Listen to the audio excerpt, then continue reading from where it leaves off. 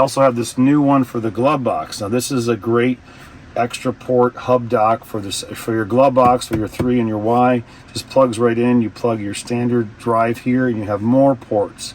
So it's all about more ports, more charging, more access.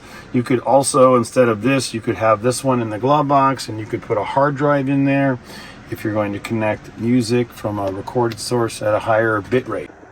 Okay, and one quick video on the 4-in-1 glove box USB hub charging splitting adapter. You can see that we have plugged in a rechargeable brick, so to speak, just using the charging port to charge this up.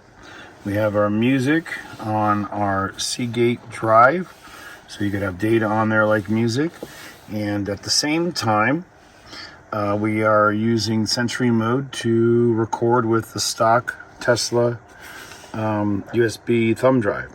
All that is working. We have our Sentry mode on and everything is charging up. So this is a great way to split power and data.